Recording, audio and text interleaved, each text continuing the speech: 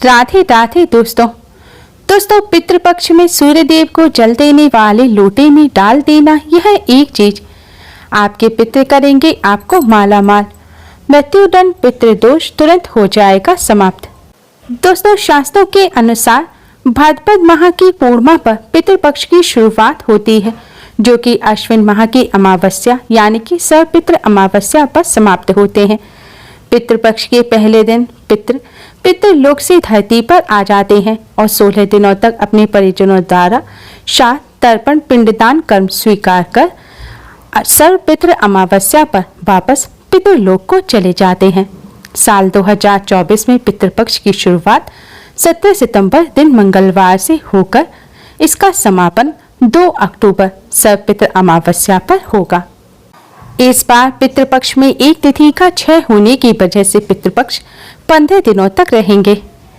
इस बार 23 सितंबर को षष्ठी और सप्तमी दोनों ही दिन का श्राद्ध किया जाएगा। दोस्तों जिन परिजनों की मृत्यु जिस तिथि पर होती है पितृपक्ष में उसी तिथि पर उनका श्राद्ध किया जाता है, और जिन पितरों की मृत्यु तिथि ज्ञात नहीं होती और भूले बिसरे सभी पितरों का श्राद्ध सर्वपितृ अमावस्या पर किया जाता है। पितृपक्ष को कनागत, श्राद्ध पक्ष और श्राद्ध के नाम से भी जाना जाता है। मान्यताओं के अनुसार पितृपक्ष के दौरान पितरों की आत्मा की शांति के लिए श्राद्ध, तर्पण और पिंडदान अवश्य ही करना चाहिए। पितरों के निमित्त को श्रद्धा से अर्पित करना ही श्राद्ध कहलाता है। जो परिजन अपने पूर्वजों के लिए श्राद्ध कर्म के दौरान कुछ भी अर्पित नहीं करते, उनका श्राद्ध नहीं करते, मुक्ति का कोई उपाय नहीं करते, तो उन्हें पितृदोष लगता है। पितृपक्ष पूर्ण रूप से पितरों को समर्पित होते हैं। मान्यताओं के अनुसार पितृपक्ष के पहले दिन यानी कि भाद्रपद पूर्णिमा पर पितृलोक से धरती पर आते हैं और सर्वपितृ अमावस्या तक धरती पर रहकर अपने परिजनों द्वारा अर्पित किए गए श्राद्ध इत्यादि को ग्रहण करते हैं और अपना आशीर्वाद देते हैं और सर्वपितृ अमावस्या को वापस पितृलोक चले जाते हैं। हिंदू धर्म में पितृपक्ष का विशेष महत्व माना जाता है। हिंदू धर्म में मृत्यु के बाद मृत व्यक्ति का श्राद्ध किया जाना बेहद जरूरी माना जाता है। माना जाता है कि यदि श्राद्ध ना किया जाए तो मरने वाले व्यक्ति की आत्मा को मुक्ति नहीं मिलती। वहीं ये भी कहा जाता है कि पितृपक्ष के दौरान पितरों का श्राद्ध करने से वो प्रसन्न हो जाते हैं और उनकी आत्मा को शांति मिलती है। माना जाता है कि पितृपक्ष में यमराज पितरों को अपने परिजनों से मिलने के लिए मुक्त कर देते हैं। इस दौरान अगर पितरों का श्राद्ध न किया जाए तो उनकी आत्मा दुखी व नाराज हो जाती है। यदि पितृ नाराज हो जाएं तो व्यक्ति का जीवन भी परेशानियों और तरह तरह की समस्याओं में पड़ जाता है और खुशहाल जीवन खत्म हो जाता है। साथ ही घर में भी अशांति फैलती है और व्यापार और गृहस्थी में भी हानि होती है। ऐसे में पितरों को तृप्त करना और उनकी आत्मा की शांति के लिए पितृपक्ष में श्राद्ध करना बेहद आवश्यक माना गया है। श्राद्ध के जरिए पितरों की तृप्ति के लिए भोजन पहुंचाया जाता है और पिंडदान और तर्पण कर उनकी आत्मा की शांति की कामना की जाती है। शास्त्रों के अनुसार पूरे 16 दिनों तक पितृ अपने परिजनों के बीच रहते हैं, इसलिए इन 16 दिनों में रोजाना पितरों का श्राद्ध किया जाना चाहिए। किसी तीर्थ स्थल पर कमर तक के जल में खड़े होकर भगवान सूर्य को जल देकर पितरों का तर्पण किया जाना चाहिए। लेकिन दोस्तों हर व्यक्ति के लिए पूरे पितृपक्ष के दौरान तीर्थ स्थल पर रहकर श्राद्ध करना या फिर रोजाना अपने घर ब्राह्मण को बुलाकर श्राद्ध कराना संभव नहीं है। इस समस्या को दूर करने का बहुत ही आसान उपाय शास्त्रों में बताया गया है।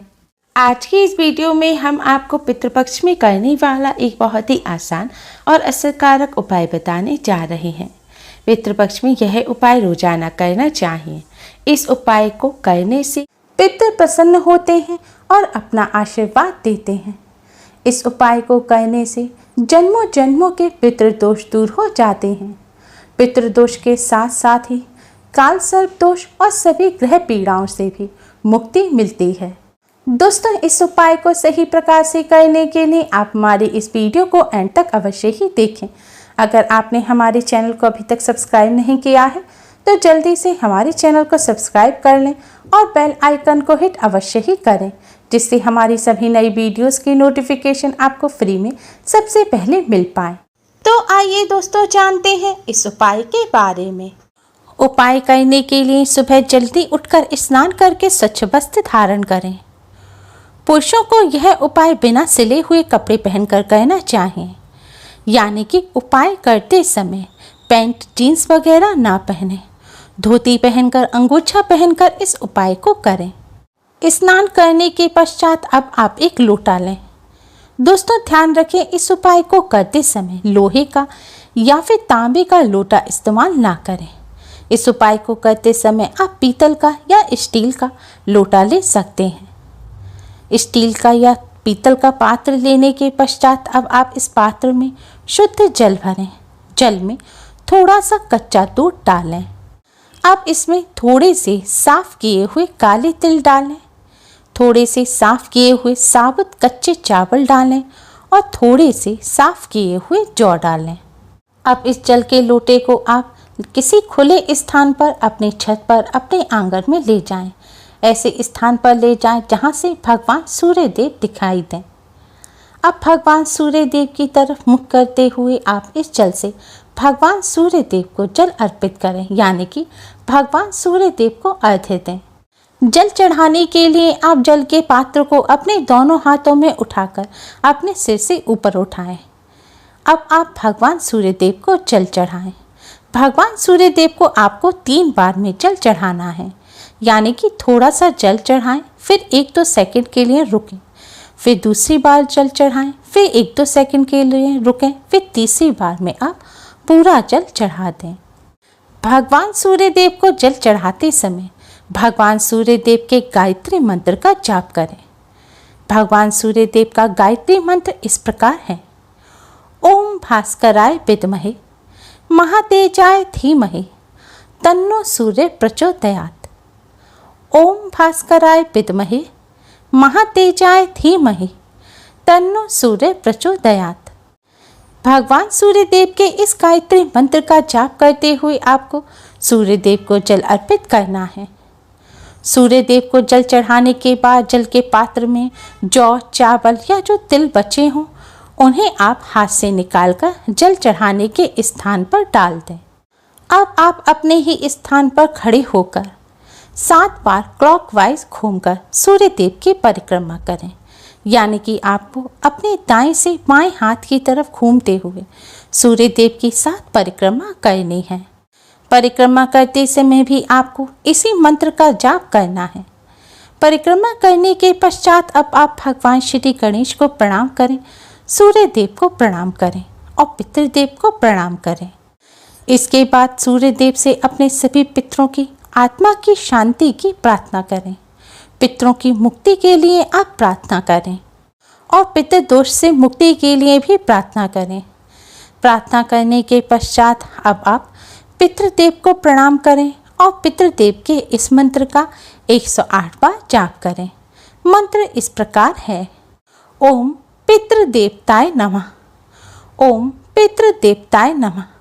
आपको इस मंत्र का 108 बार जाप करना है। इस मंत्र का आप खड़े होकर या बैठकर कैसे भी अपनी सुविधा के अनुसार जाप कर सकते हैं। आप अगर सूर्य देव को घर से बाहर जाकर जल चढ़ा रहे हैं, आपके घर में जल चढ़ाने का कोई स्थान नहीं है, तो आप इस मंत्र का जाप अपने घर पर आकर आसन बिछाकर उस पर बैठकर भी कर सकते हैं।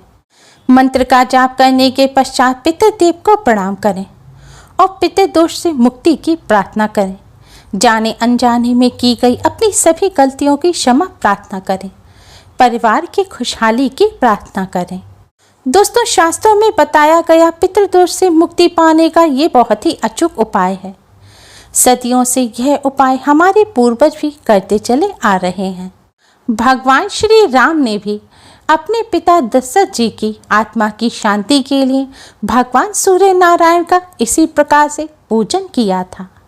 पितृपक्ष के दौरान इस प्रकार सूर्य देव का पूजन करने से पितरों की आत्मा को शांति मिलती है, पितरों की आत्मा को मुक्ति मिलती है और जन्मों जन्मों के पितृदोष दूर हो जाते हैं, पितरों का आशीर्वाद प्राप्त होता है। और जिन्हें अपने पितरों का आशीर्वाद प्राप्त होता है उन्हें सभी देवी देवताओं का आशीर्वाद प्राप्त हो जाता है। और पितरों की कृपा से ही व्यक्ति जीवन में सफलता प्राप्त कर सकता है। पितरों की कृपा से ही जीवन में सुख शांति बनी रहती है। पुराणों के अनुसार जिनके पितृ प्रसन्न नहीं होते, जिन्हें अपने पितरों का आशीर्वाद प्राप्त नहीं होता, उन्हें देवी देवताओं का भी आशीर्वाद प्राप्त नहीं होता। उन्हें जीवन भर परेशानी और कष्टों का सामना करना पड़ता है। वो जिंदगी भर दुख भोगते हैं और उन्हें अपने जीवन में किसी भी क्षेत्र में सफलता प्राप्त नहीं होती। इस तरह सूर्य देव का पूजन करने से पितृदोष के साथ साथ ग्रह दोषों से भी छुटकारा मिलता है, क्योंकि भगवान सूर्य देव सभी ग्रहों के राजा हैं। जिन पर सूर्य देव की कृपा होती है उन्हें सभी ग्रह पीड़ाओं से भी मुक्ति मिल जाती है। सूर्य देव की कृपा से ही व्यक्ति को जीवन में उच्च पद और मान सम्मान की प्राप्ति होती है। दोस्तों, सूर्य देव का पूजन करते समय आप इस बात का विशेष ध्यान रखें कि सूर्य देव को आप जिस जगह पर जल चढ़ाएं वह जगह साफ होनी चाहिए। गंदी जगह पर आप सूर्य देव को जल अर्पित ना करें। इसके साथ ही अगर आप घर से बाहर भी जाएं तब भी सूर्य देव को जल चढ़ाते समय आप चप्पल जूते उतार कर ही सूर्य देव को जल अर्पित करें। अगर आपके घर में कोई ऐसा स्थान नहीं है जहां पर सूर्य देव को आप जल अर्पित कर सकें, तो आप एक खाली पात्र ले लें और सूर्य देव को जल उसमें अर्पित करें। यानी कि सूर्य देव को जो जल चढ़ाएं वह सारा जल उस पात्र में इकट्ठा हो जाए। जल चढ़ाने के पश्चात आप उस पात्र के जल को किसी साफ स्थान पर लगे हुए पेड़ पौधे की जड़ में डाल दें।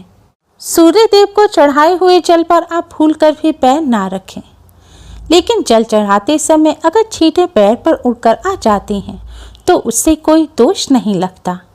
दोस्तों, पितरों के निमित्त सूर्य देव को जो जल चढ़ाया जाता है यह जरूरी नहीं है कि वह जल आप सूर्य देव के समय ही चढ़ाएं। अगर आप सूर्य देव को इस तरह जल दोपहर 12 बजे से 1 बजे के बीच में चढ़ाएंगे तो अति उत्तम रहेगा, क्योंकि इस समय पितृ अपने परिजनों द्वारा श्राद्ध ग्रहण करने के लिए आते हैं। यह समय पितरों का समय होता है। दोस्तों, इस बात का विशेष ध्यान रखें कि आप सूर्य देव को जल अर्पित करने से पहले कुछ भी खाएं नहीं। अगर आपको शारीरिक कोई समस्या है, कोई बीमारी है और आप बिना खाए नहीं रह सकते तो आप खा सकते हैं, लेकिन अगर आपको कोई शारीरिक समस्या नहीं है तो भूल कर भी सूर्य देव को जल चढ़ाने से पहले आप कुछ भी ना खाएं। सूर्य देव का पूजन करते समय इस बात का विशेष ध्यान रखें।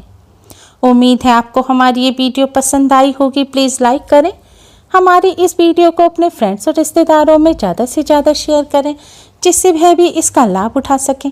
हमारी और भी वीडियोस के लिए हमारे चैनल को सब्सक्राइब करना ना भूलें। Thanks for watching. Radhe Radhe.